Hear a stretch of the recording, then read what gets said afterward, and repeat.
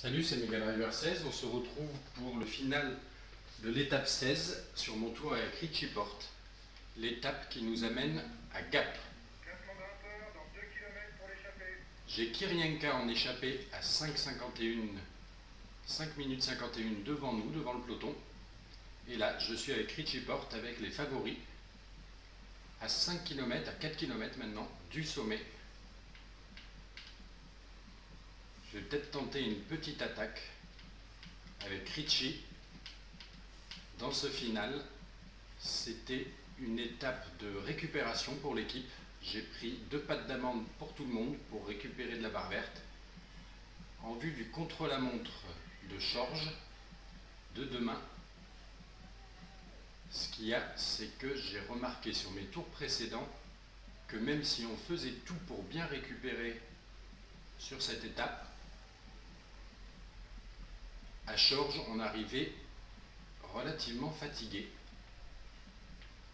Alors je ne sais pas, c'est peut-être parce que j'attaque quand même toujours dans ce final, il faudrait la faire tout en douceur, cette étape, je ne sais pas trop. 1 km 7 de l'arrivée, allez, grand plateau, j'attaque. Oula, c'est pas décisif ça, il ne doit pas avoir des grosses stats en accélération. Allez, grand plateau.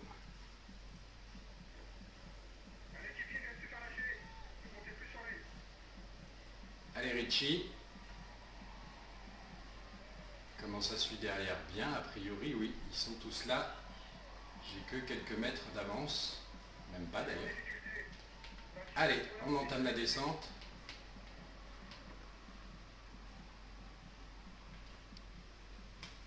Allez, je m'appuie sur la barrière, tant pis.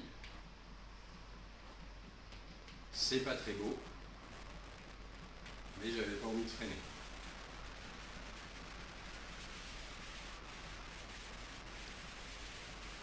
Allez.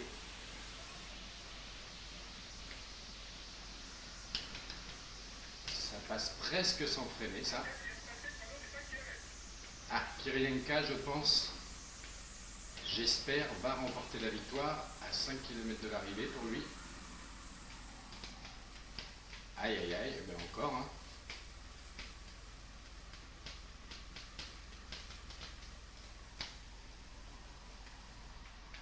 Un bel enchaînement de virages, là. Oula, j'ai raclé la bordure. On ne pourra pas dire que cette descente fut propre. J'en ai fait des mieux. Allez, 5 km de l'arrivée. Je ne sais plus trop comment est le final. Là, il y a encore un gros virage. Hop là.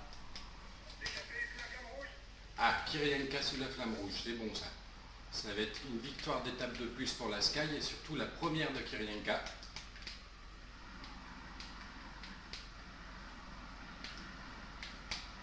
Moi, mon jaune est bien remonté.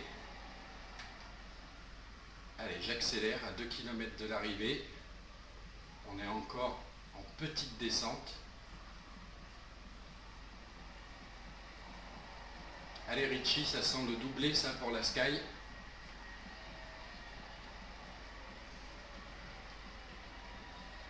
Allez, on fournit un dernier effort.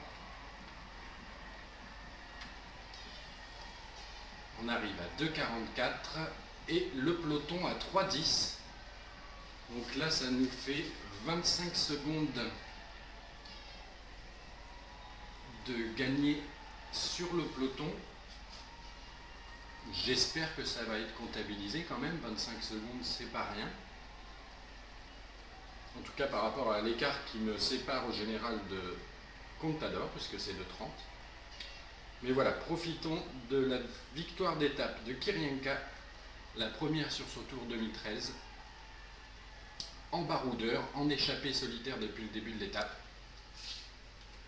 Maillot vert toujours sur les épaules de Boasson-Hagen. Je lui ai pas fait faire le sprint intermédiaire. Je pense que maintenant il a suffisamment d'avance à ce maillot vert pour le ramener à Paris. Maillot à poids toujours sur les épaules d'Uran. C'est à partir des Alpes, donc dans 2 étapes qu'il va devoir confirmer ce maillot à pois en faisant de bonnes échappées et en passant en tête de la majorité d'école.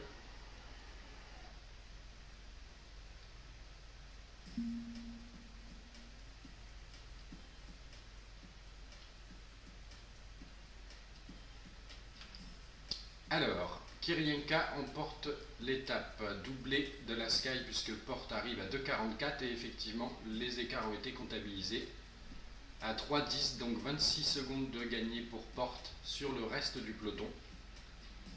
Est-ce qu'il y a eu d'autres écarts derrière? À 5,12 on retrouve sûrement pas des gros favoris, Cavendish, Boonen, donc des sprinters, des Genkol. Mais effectivement, les favoris étaient à 3,10.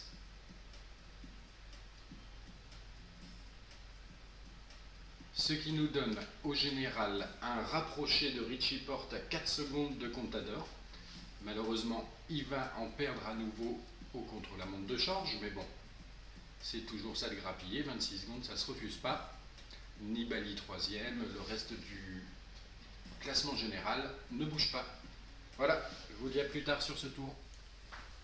On se retrouve sur le fameux contre-la-montre de Chorges, le contre-la-montre pour grimpeurs. Et donc, on se retrouve à 15 km de l'arrivée. Et comme on peut le constater, voilà, c'est le moment précis où je me fais rattraper et dépasser par Contador.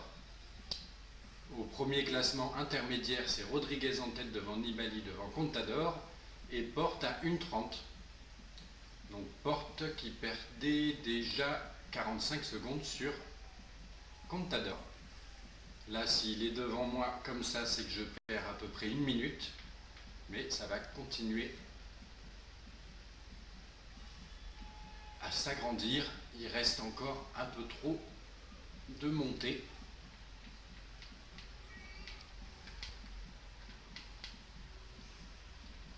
C'est vraiment frustrant ce contre-la-montre de Chorges. On ne sait pas comment l'aborder et en plus, en le faisant moi-même, je vais puiser dans mes réserves pour l'étape de demain de l'Alpe d'Huez. Donc à chaque fois, c'est la question, est-ce que je le fais? Je sais de toute façon que je ne vais pas faire un bon résultat dans tous les cas.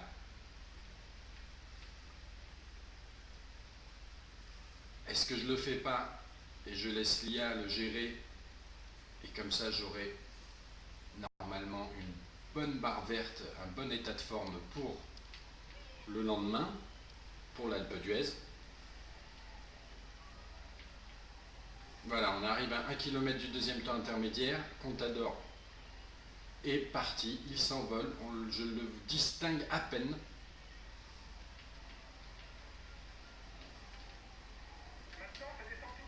Et je n'ai quasiment plus de barre jaune, mais c'est pas grave, ça descend.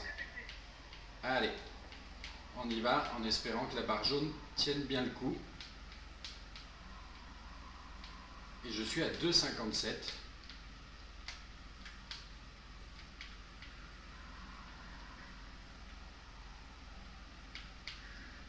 Maintenant, il ne faut pas se viander dans la descente.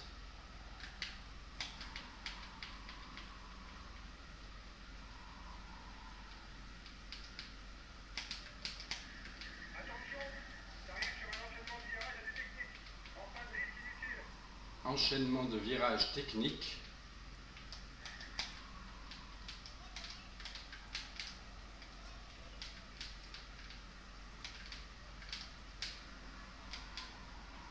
On revient sur Contador.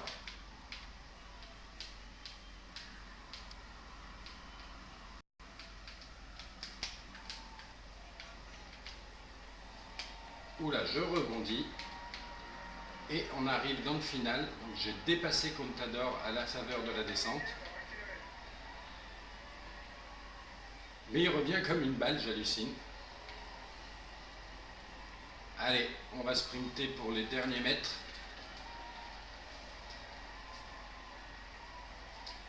C'est vraiment une sale étape. Alors, nous avons Boassenhagen qui conserve son maillot vert, Uran son maillot à pois,